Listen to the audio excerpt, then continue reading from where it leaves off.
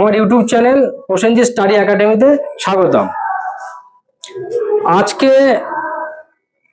আলোচনা করব দ্বন্দ্ব সমাস। ঠিক আছে, আজকে আমার আলোচনার বিষয় হলো কি দ্বন্দ্ব সমাস। দ্বন্দ্ব সমাসের সংজ্ঞাটা একটু পড়ে নেব। দ্বন্দ্ব সমাসটা কাকে বলে? যে সমাসের সমসমান পদ দুটি কোনো সংযোজক অব্যয় দ্বারা যুক্ত হয় এবং সমসমান পদ দুটির অর্থ প্রাধান্য পায় তাকে দ্বন্দ্ব সমাস বলে। তাহলে দ্বন্দ্ব সমাস কাকে বলে পরিষ্কার হলো? যে সমাসের সমসমান পদ দুটি, যেমন এই দুটো সমসমান পদ, এই সমসমান পদ দুটি একটি সংযোজক অব্যয় কি ও এটা দ্বারা যুক্ত হয়েছে এবং সমসমান পদ দুটির অর্থই প্রাধান্য পেয়েছে। যেমন এখানে ডাল ও ভাত, এই ডাল ভাত, এই দুটো অর্থই প্রাধান্য পেয়েছে, একে বলা হয় কি দ্বন্দ্ব সমাস। তো ক্লিয়ার হলো? কার কি প্রশ্ন আছে এখানে? তাহলে দ্বন্দ্ব সমাসে কি হবে? পূর্বপদ পরপদ দুটো পদের অর্থই প্রাধান্য পাবে। এই দেখো এখানে কি লেখা আছে, ডাল ভাত। হলো? তুই বুঝলে জিনিসটা? দ্বন্দ্ব সমাসে দুটো পদের অর্থই প্রাধান্য পাবে। একমাত্র দ্বন্দ্ব সমাসেই দুটো পদের অর্থই কি হয়? প্রাধান্য পায়। ডাল ও ভাত, এই ডাল ভাত। উদাহরণ ভালো করে দেখতে হবে। উদাহরণ ভালো করে দেখলে প্রতিটা জিনিস পরিষ্কার হয়ে যাবে। হয়েছে? এটা গেল আমাদের সংজ্ঞা। এবার আমরা একটু আলোচনা করব দ্বন্দ্বের শ্রেণীবিভাগ, মানে দ্বন্দ্ব সমাসের শ্রেণীবিভাগ। তাহলে কি হবে? দ্বন্দ্ব সমাসের শ্রেণীবিভাগ দুই ভাবে হয়, দুই প্রকার।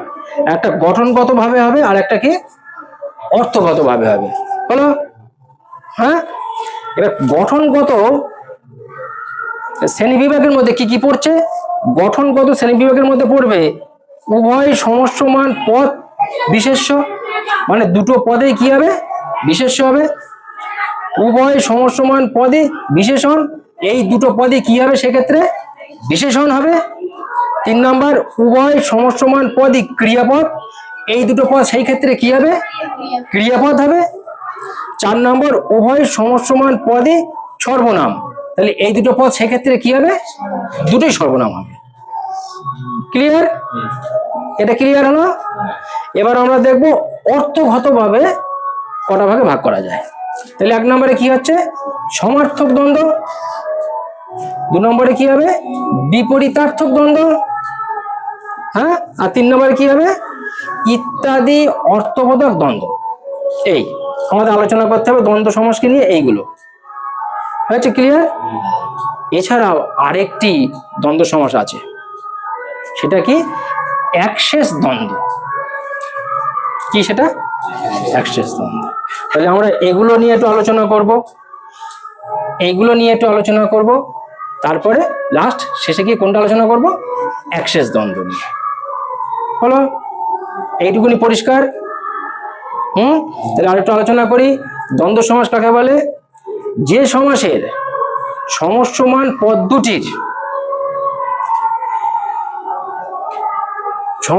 পদ দুটির কোনো সংযোজক অব্যয় দ্বারা যুক্ত হবে এবং উভয় পদের অর্থই প্রাধান্য পাবে।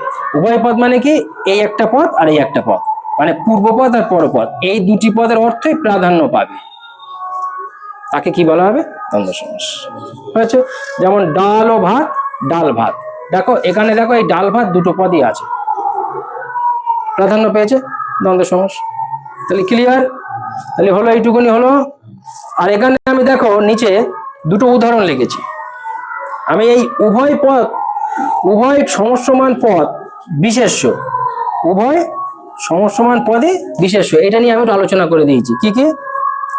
ছেলে ও মেয়ে, তাহলে কি হলো? ছেলে মেয়ে। আর পিতা ও মাতা, তাহলে কি হলো? পিতা মাতা। হলো? তাহলে এই যে দুটো উদাহরণ দিয়েছি, কার উদাহরণ দিলাম? এই যে দুটো উদাহরণ দিলাম, কার উদাহরণ দিলাম? উভয় সমসমান পদে বিশেষ্য। কারণ দেখো ছেলে আর মেয়ে এগুলো কি বিশেষ্য না? বিশেষ্য। ইংরেজিতে কি বলা হয়? নাউন। তাহলে ছেলে বিশেষ্য, মেয়েও বিশেষ্য। আবার পিতা মাতা, এ দুটোও কি? দুটোই বিশেষ্য। পিতাও বিশেষ্য, মাতাও বিশেষ্য। বিশেষ্যকে ইংরেজিতে কি বলা হয়? নাউন বলা হয়। এত সুন্দর একটা জিনিস, সহজ জিনিস, তাই তো? তাহলে দুটো পদই হলো বিশেষ্য, তাই এটাকে কি বলা হবে? উভয় সমসমান পদই হলো বিশেষ্য। দেখো ক্লিয়ার কিনা? তাহলে আজকে কিন্তু এই পর্যন্ত আলোচনা করব, পরের দিন আমরা এগুলো নিয়ে আলোচনা করব।